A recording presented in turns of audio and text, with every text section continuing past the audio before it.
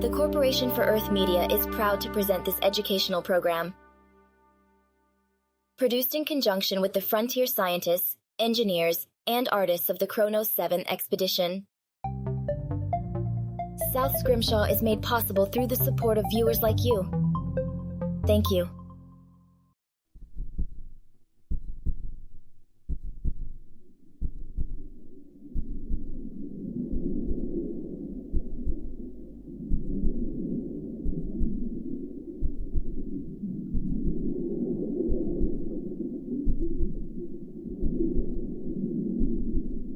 Hot sunlight shines through the veined membrane of an aquatic egg.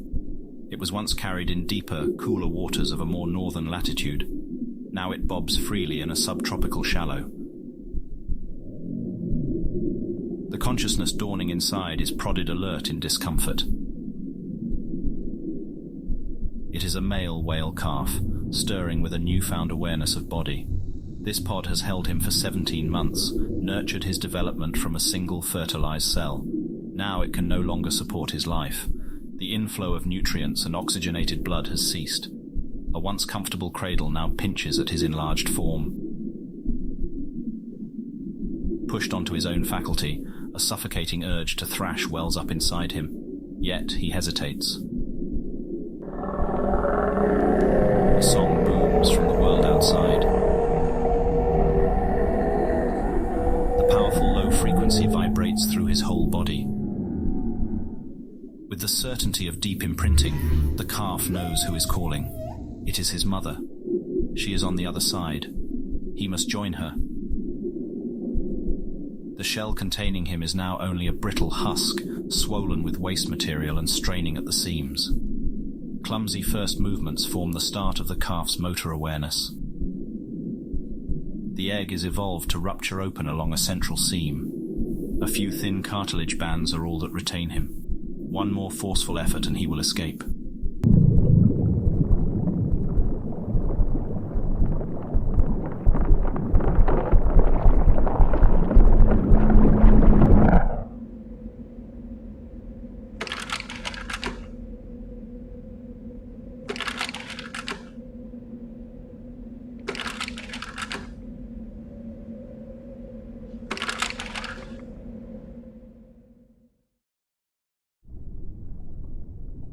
Technically speaking, the whale didn't hatch from an egg. Egg is something of a misnomer. While there are known egg-laying mammals, none of them are whales. This whale species has a placental connection to the mother while developing. Birthing shell is the term currently favored in scientific journals when discussing this style of external womb.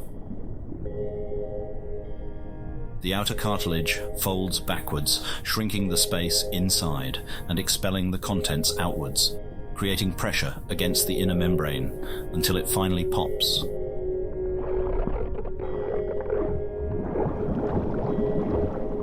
The calf spills out into the open ocean. The world is a rush of sensory stimulation. The newborn is momentarily stunned limp. He comes to amid a dizzying flurry of life. Plants and protists tangle and snag his every movement. Small scavengers eagerly devour the cloud of waste. Plants unfurl and retract in almost animalistic locomotion. Foliage clings to the calf from above. He swims deeper to escape. His mother's song reassures him once again, but she is still nowhere in sight. Sponges, wharf biters, crustaceans and corals dangle from the plants like ornaments. Something solid grabs from below. His descent is halted.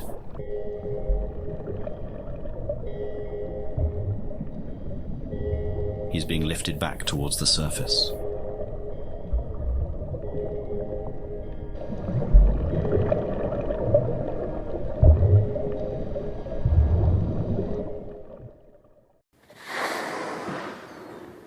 The calf breaches, filling his lungs with their first breath of air.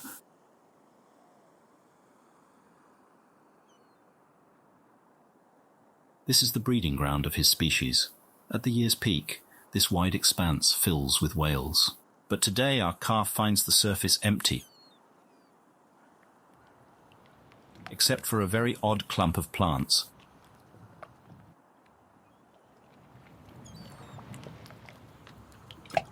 The calf does not know what to make of it. Equally disturbed and compelled, he stares transfixed. Plants continue to tickle his body just below the water. A resident waterbug examines him with equal skepticism.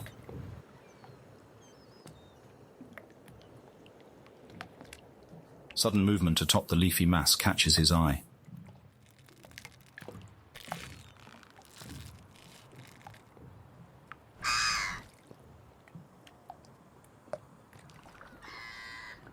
It's all too frightening for the little one. He retreats back under the surface. His overpowering instinct is to nurse, but he cannot. His exhaustion mounts and fear seizes him. He is lost. And as if sensing his weakness, tendrils begin to grasp at him. A vine lassos his fluke. There is no escape.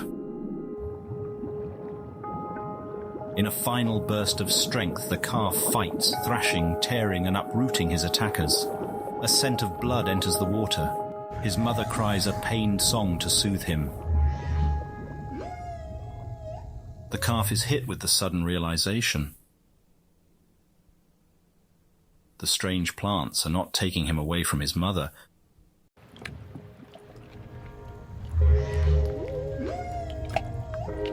The strange plant clod is his mother.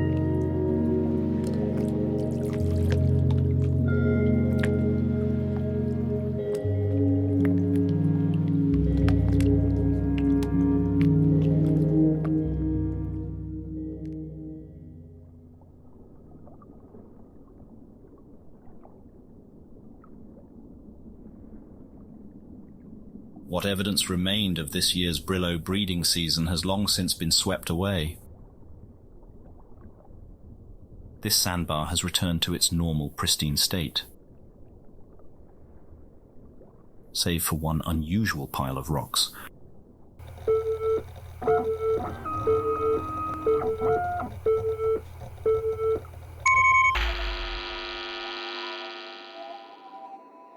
This is a stone dog. Somewhat like a hermit crab, this animal lives in a portable shelter of foreign material.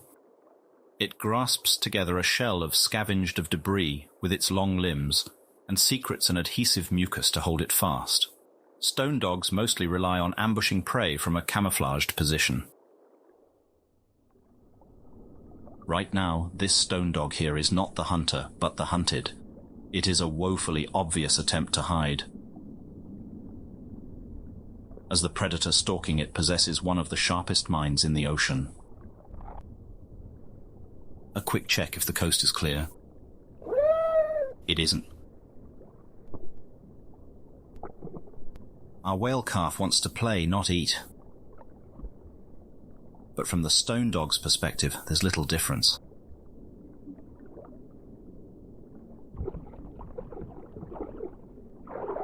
Since hatching, our calf has been a healthy and energetic specimen.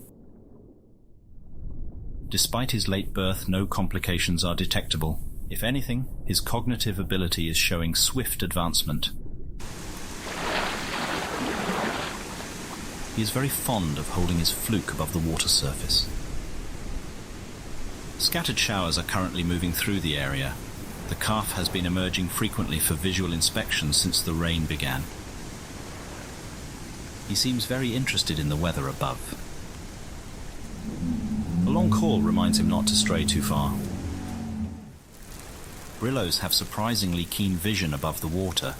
The calf is quickly able to spot his mother. This is the farthest distance he has travelled from her. It is more than twice that of yesterday.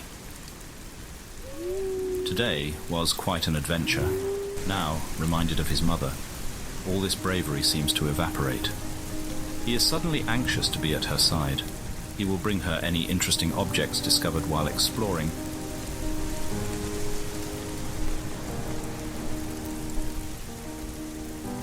And boot it at her face. His mother is trying to rest off another bout of nausea. This play is a bit much.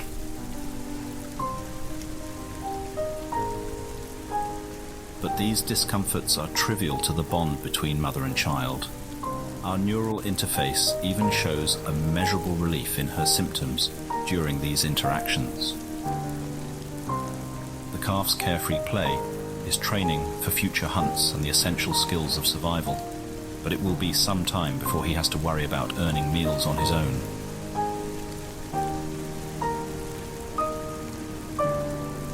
His mother's long, prehensile udders reach him through the thorny bramble. The milk he nurses on is thick as yogurt. Calves subsist on this fat-rich diet for 2 years, building up an insulating layer of blubber and the bands of spongy tissue for other organisms to burrow into. Here we arrive at what truly makes a Brillo whale such a remarkable specimen for study. Symbiosis of unrivaled complexity and variety. This female was initially selected for study due to her exquisitely beautiful exterior. The mammal is almost totally concealed within the undulating botanical mass. In cross-section, the distinction between whale and passenger is more visible.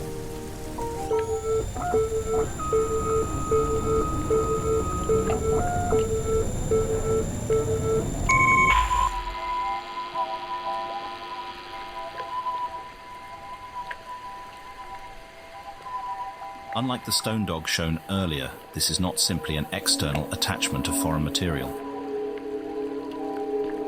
The Brillo whale has an intimate connection to thousands of other living creatures. The whale chooses from among a variety of partner species and offers real estate within designated regions of its body. An inner membrane draws the line between the welcome cohabitation space and the whale's vitals. This unusual arrangement raises several questions, the first of which we will address. What is the benefit of living on a whale? To help us illustrate the principle, we will be assisted by a sea bunny, or sea bun, to use its more common nickname. While each species has its own unique adaptation to this niche lifestyle, we can create several broad categories of benefits such evolution aims to harness. Moving through water takes energy. It is far easier to travel great distance when someone else is doing the swimming. Simply hitching a ride can be greatly beneficial. For example, one species of crab only lives on Brillo whales every other generation and uses whale transportation to greatly expand its range. Unless one is the apex predator, the threat of being eaten is an ever-present reality. If one lives as a potential meal, it is very important to be the least desirable, most difficult of meals. Finding alliance with a giant beast and living under its protection creates a very effective deterrence. It's always still possible to be eaten, but hunters now risk facing off with a leviathan. Some partnerships are more proactive. Certain shark, skates, rays and scarps have formed hunting partnership with the Brillos. They help find and catch quarry, then share in the feast. Pack hunting allows the Brillo to take down larger and different sorts of prey. The blood or waste of Brillo whales can also provide a source of nourishment. This not offered freely.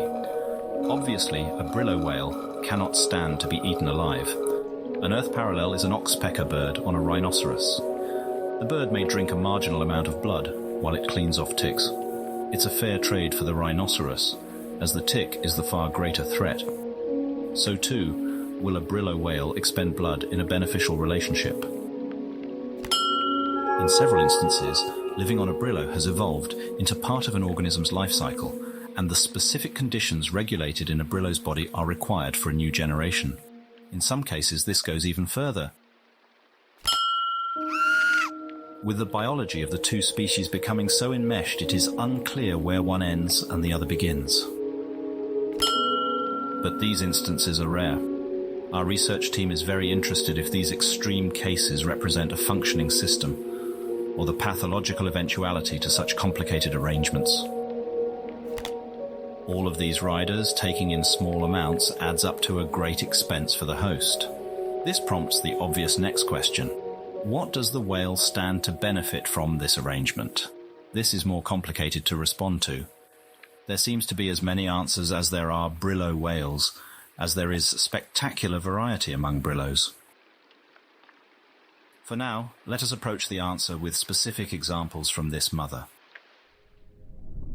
The most prominent feature along her body is the wide variety of photosynthesizing organisms. The whale is, of course, not an autotroph producing her own energy from sunlight, but the specialized sea flora pays rent by sharing some of their sugars into her blood. When light is low, roots ferment, and alcohol is also created as a byproduct. Certain plants near her head also act as fishing lures, drawing food to her maw. While she may occasionally swim deeper, a partially plant-subsidized life has locked her within the photic zone, the upper aquatic layer where enough sunlight can sustain the leaves. Adult Brillo behavior and biology is often dramatically influenced by their symbiotic arrangement.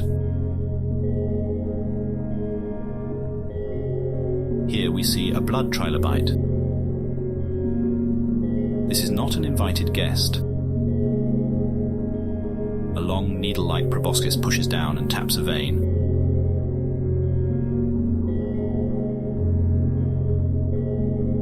Drinking in great volume and offering nothing in return, it is a true parasite. This is a job for the vellum worm. Vellum worms fill their stomachs by grooming Brillos of unwanted visitors. It is currently hypothesized that vellum worms distinguish the welcome from the attackers through smell and taste. Parasites have all been found to have elevated amounts of a bile-like Brillo waste inside them. This mother Brillo also has to worry about creatures browsing her lovely plants. Herbivorous fish attempt frequent raids on the leafy goods. This one is alone and quite oblivious. The vellum worm packs a powerful punch for larger animals. A neurotoxin-filled barb is shot into the fish's heart. It can only manage a faint muscle spasm before the venom completes its work. The Brillo whale strategy is called a symbiotic garden. It is an intentionally cultivated arrangement and a precarious balance of mutual reliance. When successfully maintained, the host becomes a morass of life. It is usually defended from attack. It can sometimes acquire energy in novel ways, and occasionally it is able to invade new niche ecosystems. The universal downside experienced by all Brillos is that more complexity creates more points for failure. An adult Brillo's life is dominated by the struggle to groom a semblance of order into increasingly overgrown flanks. To a simple calf, these adult problems have yet to enter his mind. Today he has found his mother's leaves serve as fun streamers to play with. She finally scolds him. She is too unwell to tolerate any more roughhousing. He doesn't quite understand, but he has other diversions. Primarily drinking more of her milk. Given the complexity of Brillo anatomy, even small health problems can swiftly spiral out of control. This female experienced complications while giving birth. There is the potential for the situation to worsen. A thorned branch has become ingrown, puncturing through both the layer of protective outer muscle and the cuticle barrier. This had begun prior to calving, but her contractions to extend the womb also caused the plant shard to stab deeper. The spikes are now in contact with her intestines. Fortunately, there is no puncture yet. The site is inflamed and white blood cells flood the area. The immune system unmistakably identifies this as an injury. We can witness her stiff reluctance to move and read a jolt in brain activity when she's jostled. It must be greatly painful. The greatest danger right now is a tear of the intestines, which would certainly be fatal. There is reason to hope. Our scans also reveal that she has recovered from a similar injury in the past. Perhaps Brillos regularly endure such ghastly wounds. Perhaps it was the safety of the Brillo herd which afforded her enough time to convalesce. Certainly her odds of survival will be boosted greatly if she is able to make the long swim back. For now, she is still well enough to care for her newborn, though doing so must be exhausting.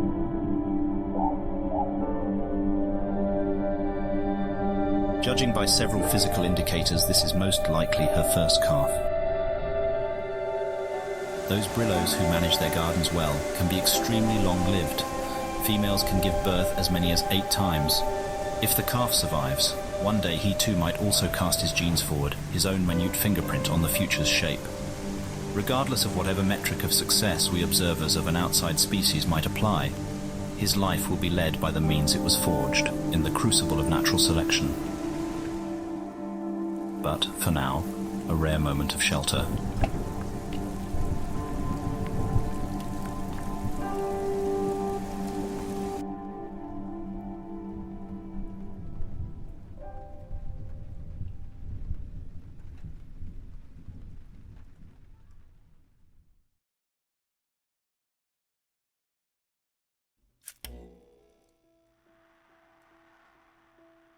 This is a simplified map of the local ocean topography.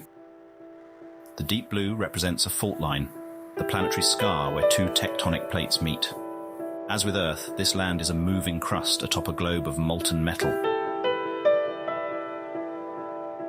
The planet-shaping force of subduction pushed ground up above the sea. Creating what is now named the Chartreuse Archipelago. The island chain runs for about 870 kilometers, drawing a ragged line away from the continent. These names were given by an early survey team assessing the grounds for a harbor or research outpost.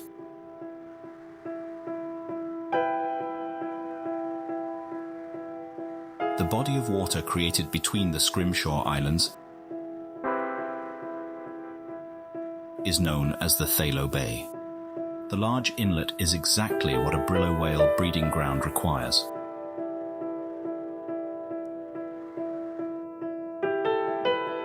Regarding Brillo carving, the most important feature of the bay is the chemical composition and concentration of fungal spores.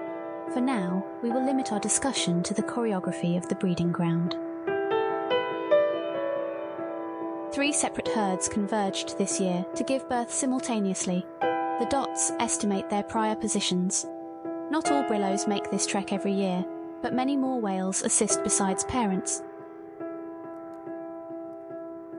Pregnant whales move into the centre, where they maintain as much distance from one another as possible, perhaps due to the unpredictable anatomy of their fellow Brillos, or a vulnerability in the skin of the newborns.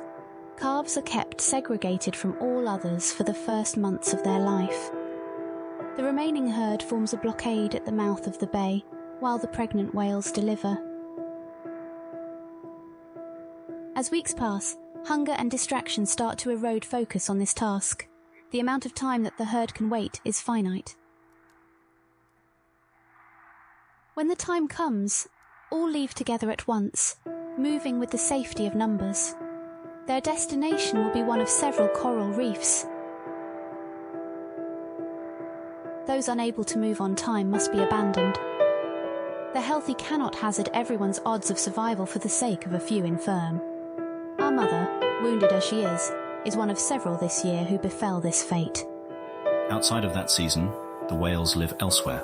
Usually they are found at coral reefs and areas more productive with food. Brillos require a very high-calorie diet.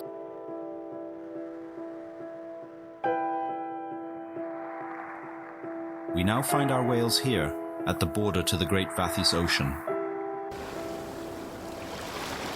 It is a bright day in early autumn. An unseasonable cold front chills the air.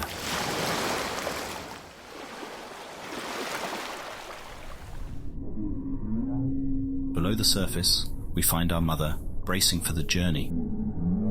Judging by her mobility, her health has much improved. The delay is likely not related to her recovering wounds. The distance between the Thalo Bay and the southern reef is inhabited by many large predators. Many Brillo calves are taken in these waters. Her loud songs are searching for another Brillo's response. She has been making these calls since before dawn. She does not want to make this journey alone.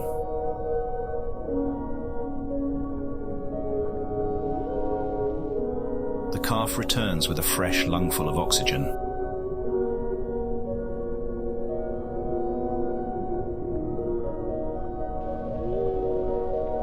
quickly retreats back to the bramble under his mother. For once, he does not need to be told to stay close.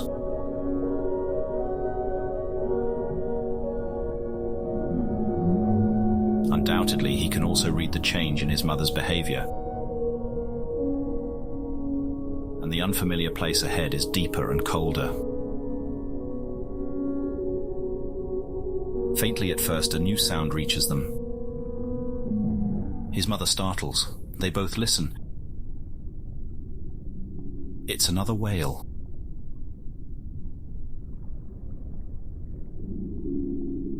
A Brillo whale, and it is getting nearer. Our mother booms a reply back.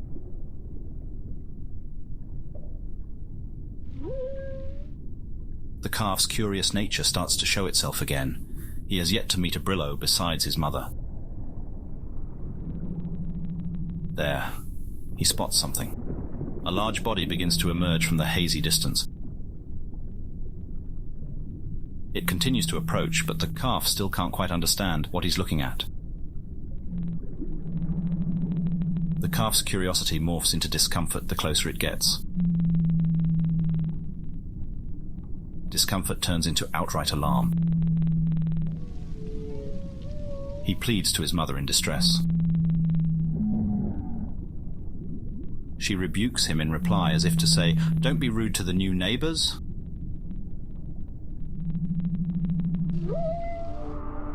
One cannot blame him for his confusion.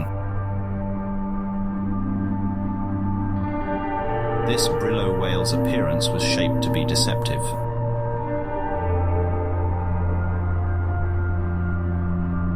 It is a beautiful and ghastly example of mimicry. The way the jaws gently undulate is startlingly believable. The grim exterior is the work of an important symbiotic partner.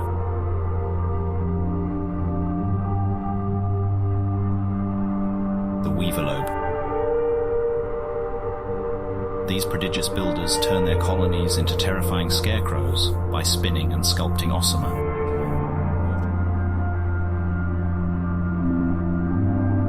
Ossamer is a long-chain polymer found in great abundance here. It is totally novel to our researchers. When soft, it is similar in texture to a neoprene diving suit. Through a curing process, it can be hardened to various levels. In its stiffest state, it resembles the chitin shell of a beetle. A second documentary team is currently compiling all of the latest discoveries. Until then, we hope our simple introduction to this material suffices. Water is channeled through the layered construction, swelling and emptying various pockets, creating animal-like locomotion. Our resident weaverlobe expert insists that the beastly facade before us here should have taken many decades to complete. It also seems unlikely that it was built from scratch on the whale's back. Perhaps if weaverlobes are able to relocate such structures, an established colony was simply carried on to the Brillo's back.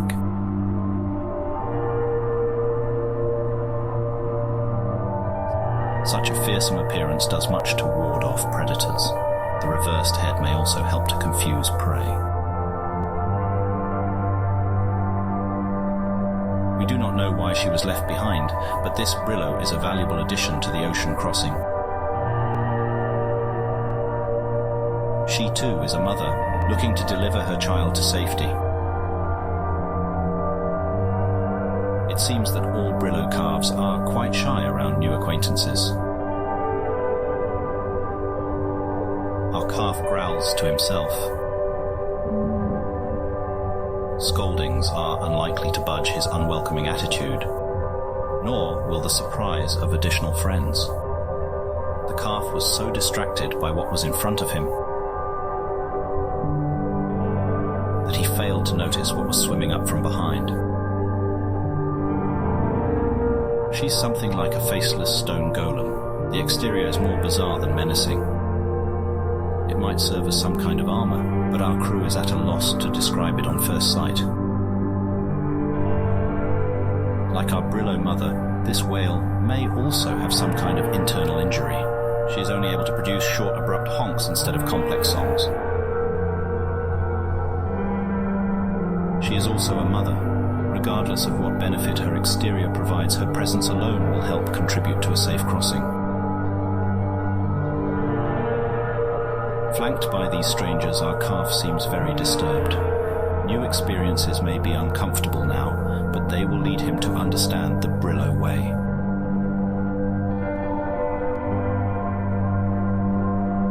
His mother jolts him forward with a shove of her branches. It is unlikely that more companions will show up, and there is no time left to delay. All following her lead, the 6 whales head out into the ocean to find their lost herd.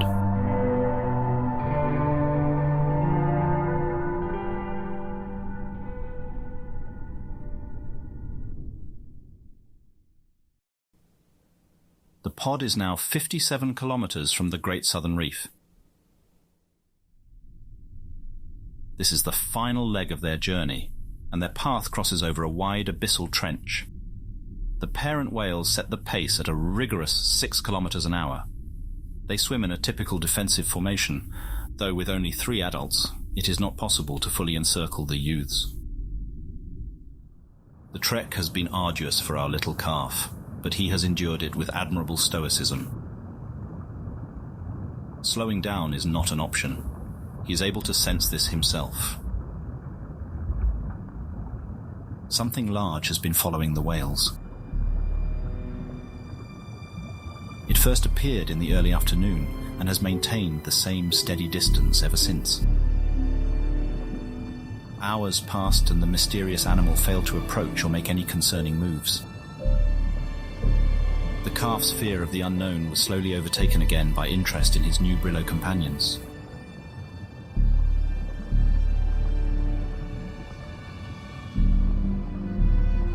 The stony-skinned mother whale and her calf now swim to his left flank.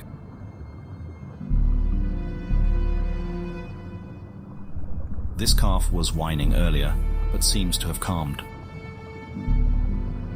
The stony mother's outer surface has slowly morphed shape throughout the day, greatly reducing in size.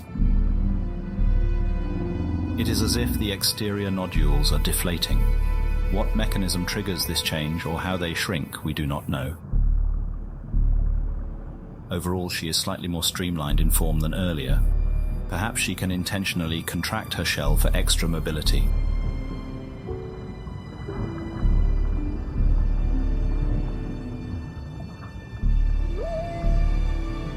Our calf doesn't know what to make of her either. Below him swim the mimic mother whale and her calf, along with one of our semi-autonomous light drones.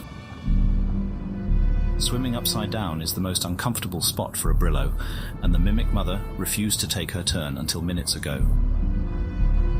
Her stubbornness may not be entirely unreasonable. While upside down, her disguise as a wide-jawed monster appears to fall apart. The illusion of a toothy beast is currently broken. Our calf gets a reassuring hum from his mother. This always seems to quell his unease. He is safe within her nest of thorns. He must focus on swimming. But it's hard to ignore that ominous thing in the distance. This is a penumbra shark. It is the fastest marine animal on the planet. For the penumbra, 6 kilometers an hour is a leisurely pace. It could comfortably stalk the whales days on end. An apex hunter, patient with experience, it will preserve all possible energy for an opportune strike. Very much like a sailfish, penumbra sharks have a large dorsal fin along their back. This is kept retracted until the moment of attack. With several flicks of the tail, it vanishes from sight. Panic overtakes the whales and the defensive formation immediately breaks apart. Our calf looks down. The mimic mother has abandoned her post. Nothing stands between our calf and the open abyss below. The The fight-or-flight reaction is as intense as it is instantaneous. A full threat alarm floods from the hypothalamus, shooting through every nerve and chemical pathway. Adrenaline pumps into the blood. The perception of time dilates. Details of the world suddenly stand out with vivid intensity. Even in this low light, 2 rows of white teeth are searingly clear. The calf finds his own fins now move in slow motion too. Seawater suddenly feels solid, suspending him in place. Trapped in harm's way, he can only watch the events unfold, until a tremble runs through the thorns surrounding him. The mother's branches are held under tension and can be released with the force of a catapult. She flexes. Cords snap. And in an instant, the calf is swaddled in protective barbs and makeshift spears. The shark senses the change and shifts the attack direction to the stone mother's calf, who is exposed and helpless. Our calf momentarily loses consciousness, but the barbed vines around him act as a net. His mother whisks him away with her. As our calf comes to again, he finds an awful scent filling the water. He looks back to see what happened to his travel companion.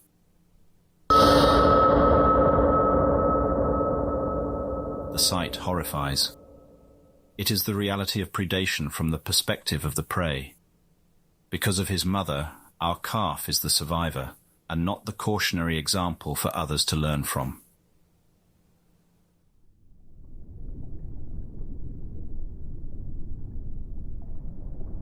Less than 20 kilometers remain until the reef and the safety of their Brillo herd.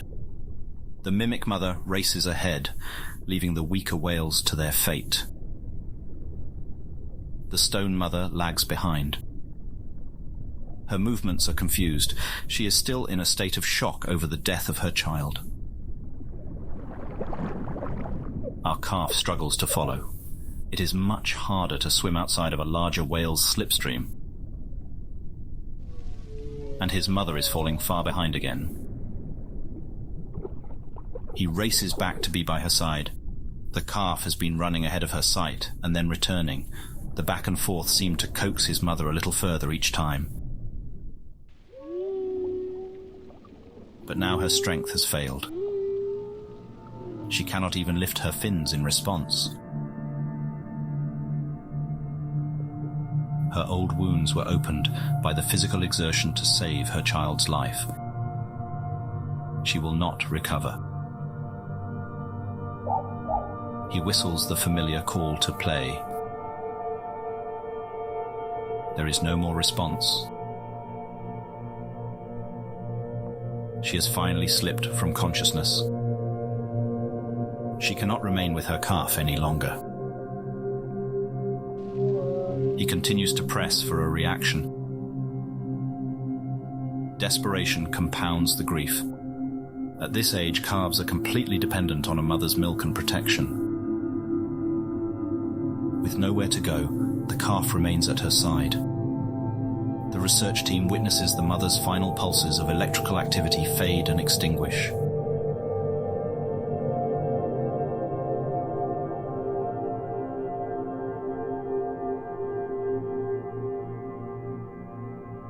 There is a long pause.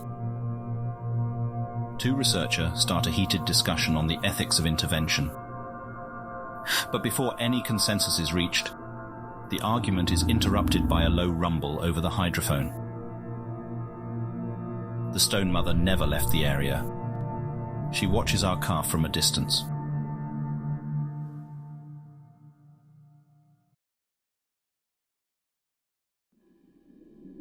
A new day begins to dawn over the coral reef.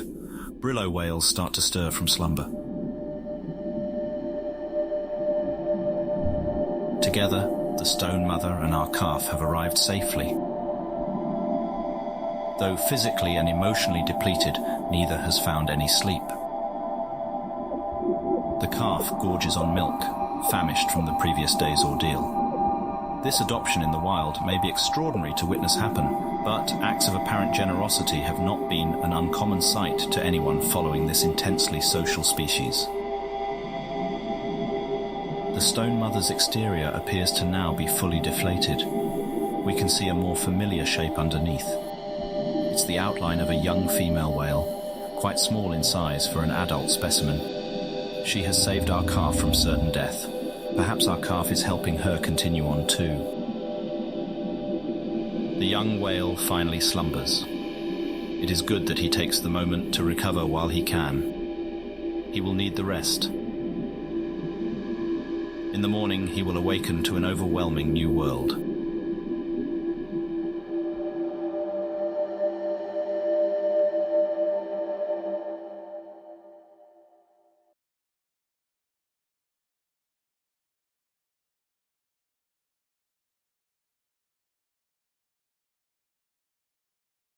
The miracle of Brillos is not that other creatures can live inside the whales. This sort of arrangement is not uncommon. You, the viewing audience, have countless residents inside your own body. An adult human is composed of approximately 30 trillion cells. An estimated additional 39 trillion microbial cells, bacteria, viruses and fungi live on and in the average person's body. Medical science has long understood the importance of the microorganisms within us and the role they play in good health. Interplanetary travel has elevated this research to the forefront of medicine. Alien atmospheres are a soup of microorganisms that Earth-raised animals have never encountered before. To the globe-hopping human, the radical change of biome is first felt in the gut, known as planetary dysbiosis, arrival sickness, or simply the drags. All off-world-born humans experience an immobilizing nausea soon after entering the new atmosphere. Even with the year-long acclimation program one undergoes in low orbit, the drags cannot be eliminated. Arrival procedure for all travellers includes a period of convalescence at Mercy Star Hospital. Dysbiosis symptoms last anywhere from 14 days to 6 weeks. The worst documented cases persisted for over a year and required intensive care. Pictured, limnologist and ranger first class Maria Ukichiro. Her 25-day recovery is documented as routine. In a message to Kronos Earth Branch cadets, RFC Ukichiro warns, "The initial headaches are too intense to get up and go to the bathroom. In the beginning, you'll mostly suffer on a bedpan. When food isn't coming up or out, you're forcing down a prescribed diet heavy in probiotics. I do mean forcing. The doctors require you to eat certain amounts every day, no matter how nauseated it makes you. Don't think that the kind nurses will let you skip meals either. Your spoon or their tube. Only thing you get to decide. The cuisine here is dominated by fermented and preserved foods. You can blame the past shortage of home refrigeration, state of the grid, whatever. Point is, when you inevitably smell yogurt or sauerkraut later, you'll feel violently ill and want to die. Every off-worlder goes through that. You'll get over it. See you soon, rookies." The miracle of Brillo whales is their ability to pick and choose their occupants. Our whale will now begin this process of selection.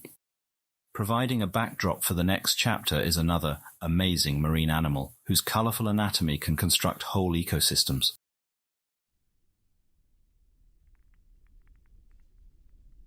Our Earth audience will find it a familiar species. It is the reef-building coral.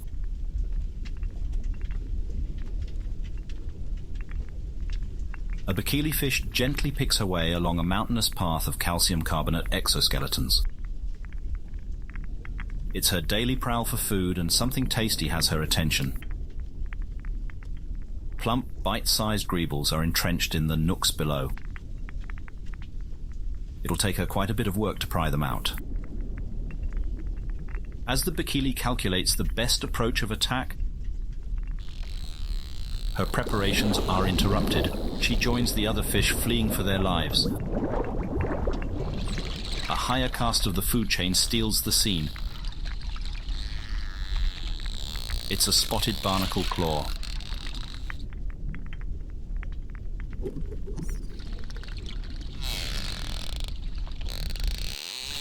One powerful yank extracts the entire colony hiding below. The host Brillo whale groans with dissatisfaction. This isn't a meal fit for a leviathan. They will continue browsing for something more substantial. Our whale watches the drama unfold from a safe distance, somewhat perplexed. In the 6 years since we last rejoined him, the Great Reef has not run short of new surprises. From near and far, one can hear the calls of unknown brillos bounding off these cavernous walls. At least he still has someone familiar to rely on. His adoptive mother is usually out of sight, but never too far away. She has changed quite a great deal since we last saw her. Perhaps in response to the Penumbra shark attack, she has undergone a zealous application of eye spots to her figure. While not as outwardly apparent, our young whale's body has undergone an even more radical change. His skin layers and immune system have fully developed and are ready to host other species. This dermatological puberty is the crossroad. He must decide what sort of Brillo he will become. How does a young whale make such a crucial decision? The choices are overwhelming, the combinations are infinite, and mistakes are fatal. One way to ensure future success is to replicate past success. Brillo youths find a welcoming adult and attempt to fashion themselves in their likeness. The older whale assists with offerings of seeds, eggs, larvae, and other materials needed to begin the garden. The younger whale remains close for the years after, learning new behavior from the adult. Not every option available to a young whale is desirable. This old-timer is welcoming, but our whale is visibly uncomfortable. It isn't hard to imagine why, but on the other hand, another young Brillo might happily accept this body plan. What shapes such individual preference? Realistically, there are far too many influences to chart, but from our limited data, there is one factor that stands out. We estimate that half of Brillos choose to replicate their own mothers. Our whale displays this preference towards his biological mother.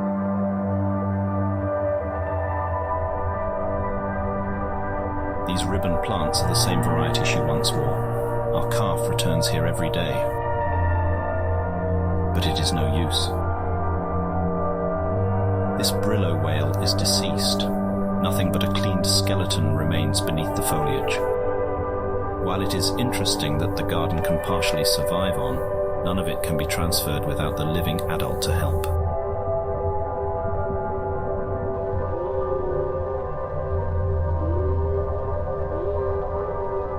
Our whale must find comfort in the familiar scent and touch.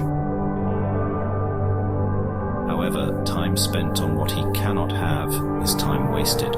Waiting too long to start a garden could bring other health complications. He will have to move on. Our whale goes on a search for another plant-based Brillo. For reasons unknown, such Brillos are conspicuously absent this season. It seems as if anything resembling his mother has migrated elsewhere. One single exception is discovered. And he is a spectacular example of aquatic foliage. The shaggy coat is as full and beautiful as the late mother's. But not all Brillos are welcoming. Day after day, he tries to draw the adult into play, and day after day receives the cold shoulder. The adult flatly refuses to acknowledge his existence. This male has tunnel vision on the single purpose of mating. Babysitting is not on the agenda. We watch an attempt to woo a female fail pitifully. She is clearly put off by his little sidekick, tugging roughly on his leaves. Days of pent-up agitation are suddenly unloaded. Our whale is chased off at the point of a skewer. It may feel like a painful sacrifice, but a plant body is not an option. There's a dizzying amount of other choices remaining, and one of them will have to do. Another morning dawns. The nocturnal animals have returned to slumber, and the frantic energy of diurnal animals resumes. For our researchers, every day following the whale is a journey into an uncharted wilderness.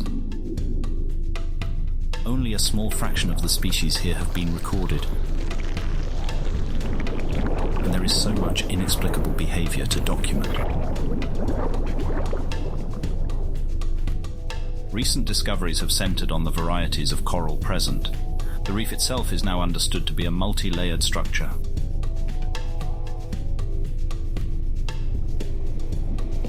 The Great Southern Reef is a fringing reef. The inhabitants can be categorized into 3 zones based on depth.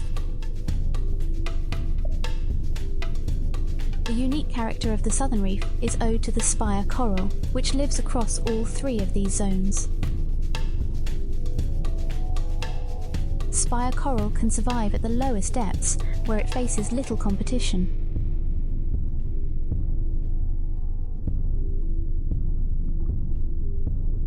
Once fixed to solid ground, spire coral stack atop one another, upwards towards the sunlight that will fuel more productive respiration. Shallow water corals soon find these raised platform and perch themselves upon it.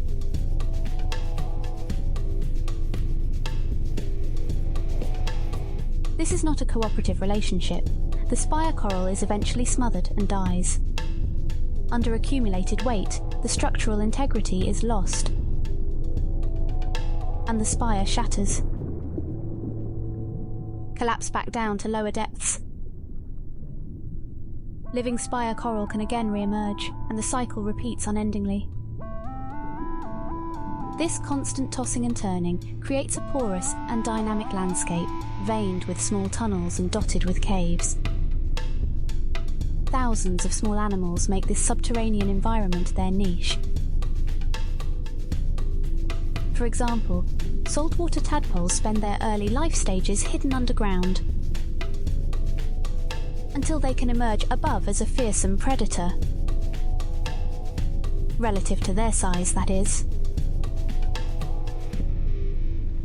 Progress and knowledge march forward through tireless work, but we often share in our young whale's bewilderment.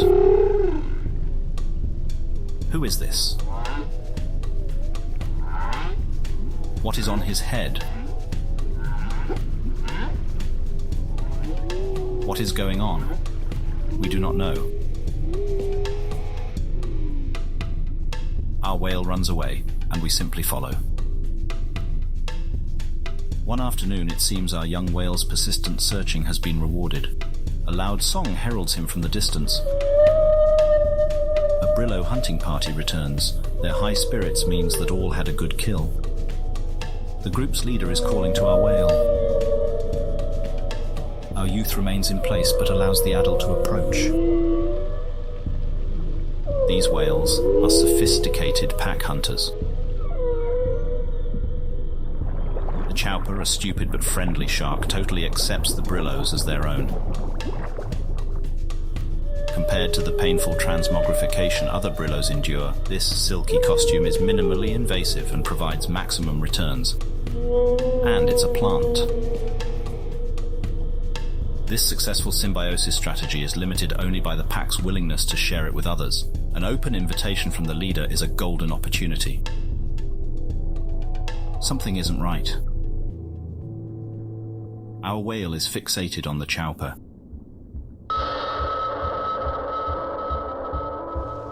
It is a tragedy that our whale seems unable to tolerate sharks of any kind. He flees.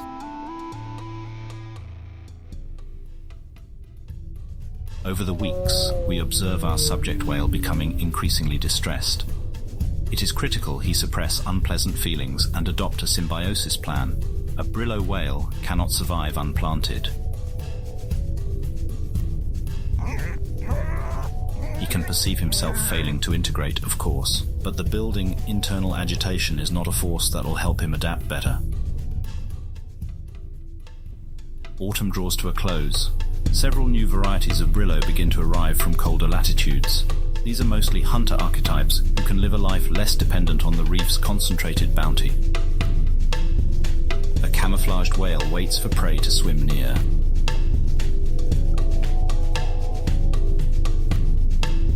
Active camouflage, or adaptive camouflage, refers to skin coloration that can rapidly shift to match a changing environment. These octopus have linked their tentacle nerve endings together, allowing them to network visual information between all bodies. Colour change is omnidirectional, instant, and accurate.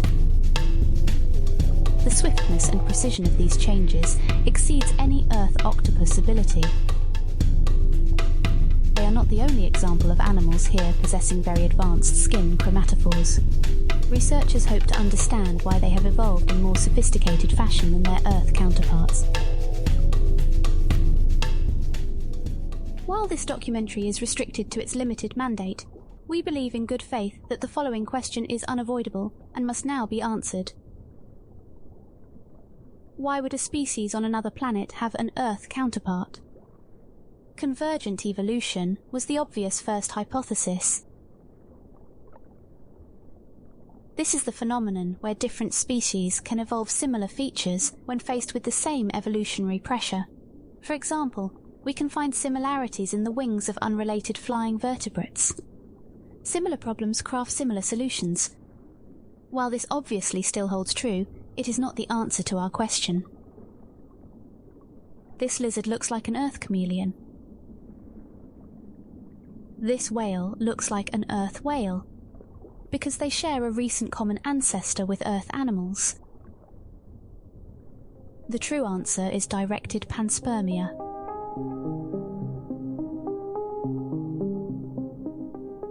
It is the mark of an educated mind to be able to entertain a thought without accepting it, so Aristotle advised us. In that high-minded spirit, we can look back at Francis Crick as one of biology's fearless thinkers.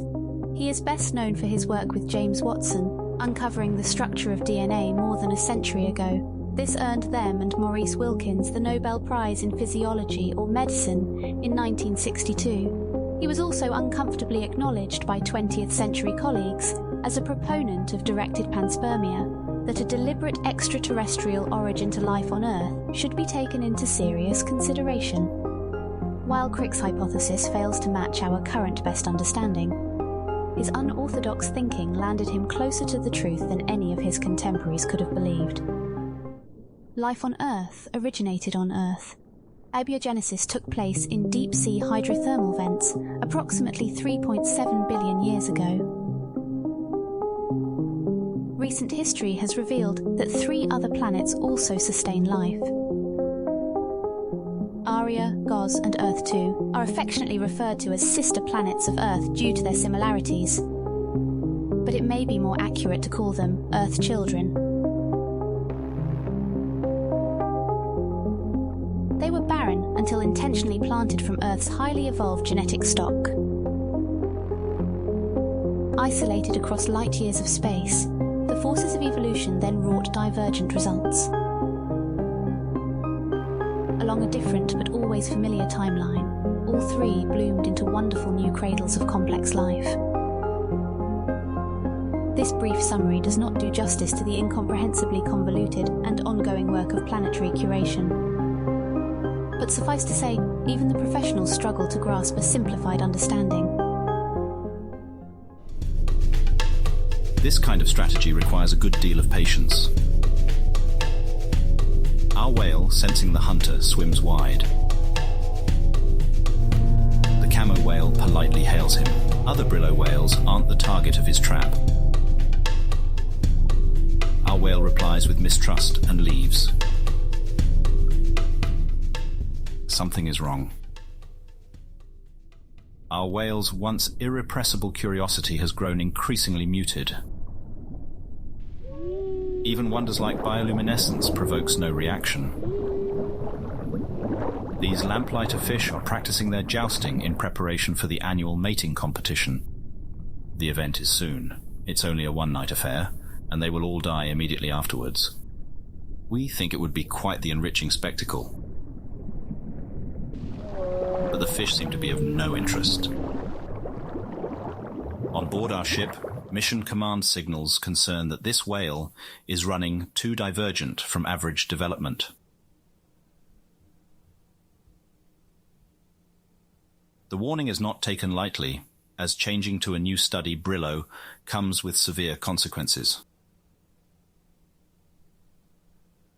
When a gene pool is too small, there is no way for a population to discard deleterious mutations. Without sexual recombination, offspring will have at least as much mutation as their parents. The errors simply accumulate. Muller's ratchet describes a process of irreversible decline, where each generation is one notch less fit than before. Can all the higher intelligence or wisdom of the universe provide salvation if one's very genetic code is winding down to destruction?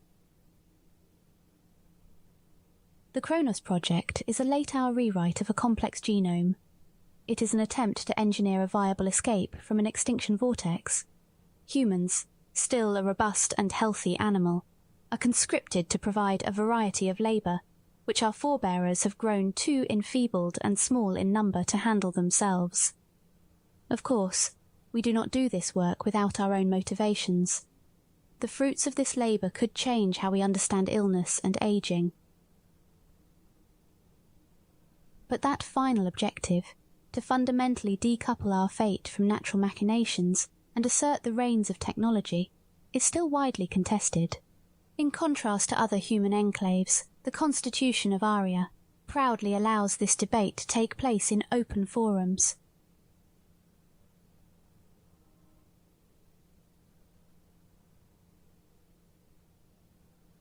It is the morning after this ominous conversation that something seems to change.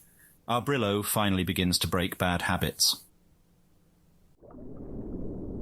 This unknown youth has snagged a lamplighter and presents it now to our whale. Perhaps he was enthused to share his catch and our whale happened to be closest. Brillo interactions can be opaque, but these two have clearly hit it off. For once, our whale does not withdraw. He is proactively engaging instead of passively responding.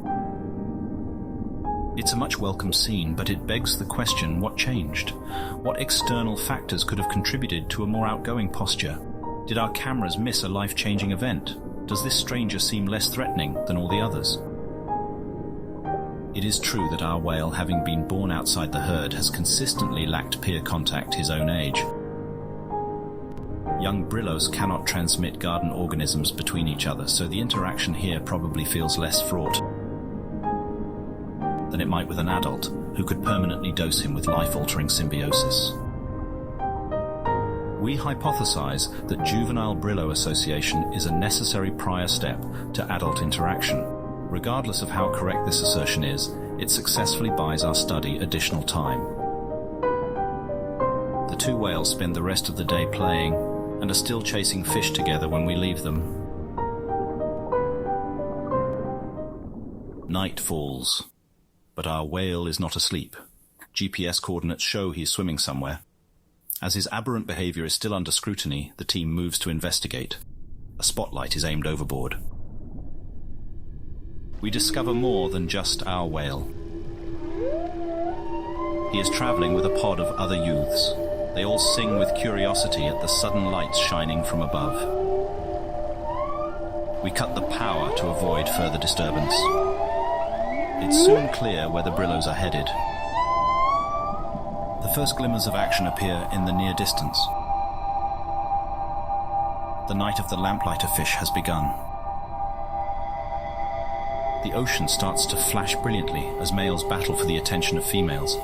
The weak are pierced open, spilling bioluminescence into the water. They shine with complete indifference to predators attacking. Known as predator satiation, there are simply too many to all be eaten.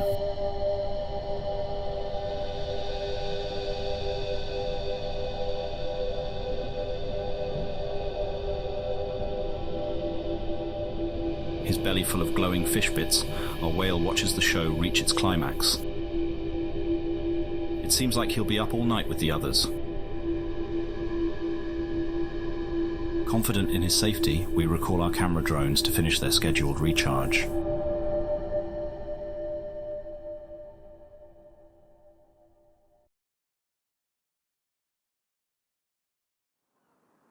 By blocking wave activity, the barrier reef creates a wide lagoon behind it. The placid water stretches for several kilometers before being overtaken by a mangrove forest. Parts are so shallow that they become exposed to air at low tide. At high tide, other areas are deep enough for a troublesome young whale to get lost in.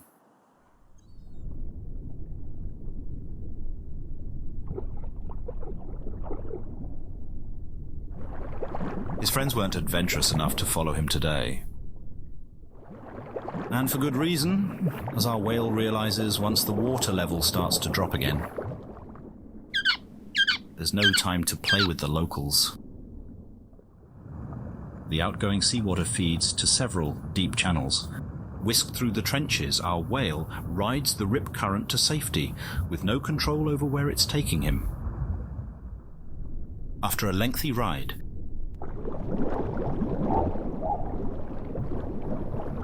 he is spat out far from where he began. This is the end of the Great Reef. It's exposed and dangerous territory, but our whale can't help himself from having a look around. There's a sudden realization that he's being watched. Something is stirring within the cave behind him. It's another Brillo whale. Our whale approaches, but there is no friendly greeting. This isolated loner is an exile from the herd. Banishment is reserved for excessive violence against fellow Brillos. Most likely it was a mating joust that escalated to fatal combat. A deteriorated mental state from years of isolation is what has made him truly dangerous. Our Brillo can understand that a noiseless approach signals an attack. He whistles another greeting. It's met with an oppressive silence. The crown of a shark's jaw attests to this whale's staggering strength. But his secret weapon lies inside the crow's nest atop his hardened armor.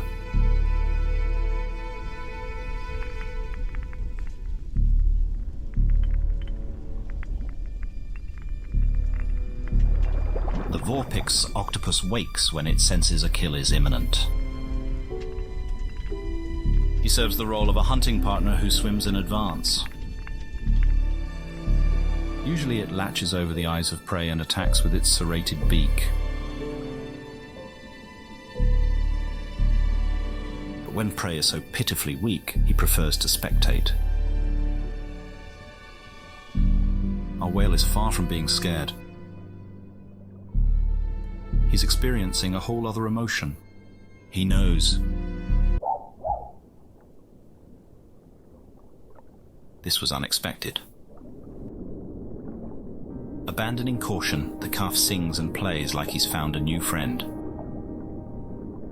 He goes in for a nuzzle and the harsh exterior cracks. How long has it been since the old-timer experienced any warmth of companionship? Maybe having a little apprentice killer won't be so bad. He grunts, struggling to remember a song that isn't also a threat. This isn't the scene of bloodshed that the octopus wanted. It seems he's witnessed this cycle once before, as he knows what must be done. This animal is negligibly senescent, meaning it expresses no evidence of biological aging. It's one of the only long-lived cephalopods that has not been culled. Our researchers suspect this octopus to be at least 4 centuries old, and cephalopods who survive so long possess a devious intelligence.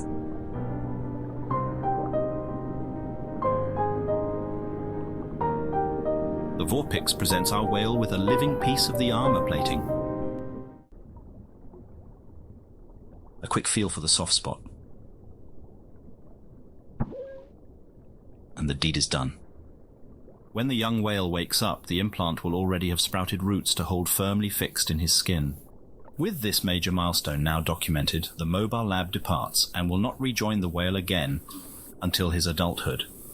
Implants will continue to transmit information about his physical development for a 20-year remote observation period.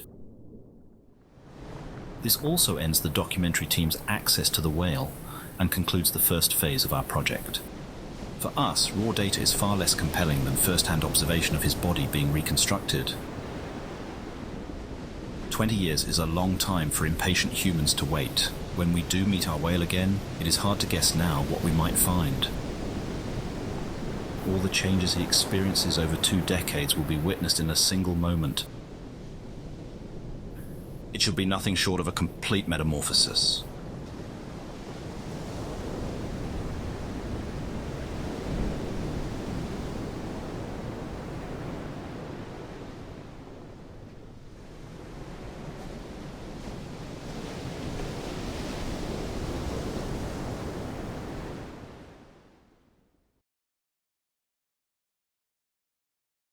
This concludes South Scrimshaw Part 1. Please keep designated channels open for the transmission of Part 2.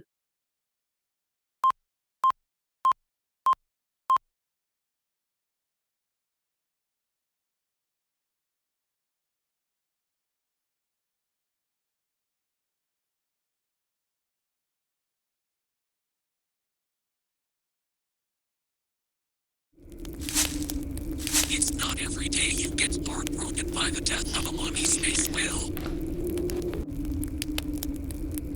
I was worried about the cat too, but well, there's a will, there's a way. Now he's got a license to grill. Sam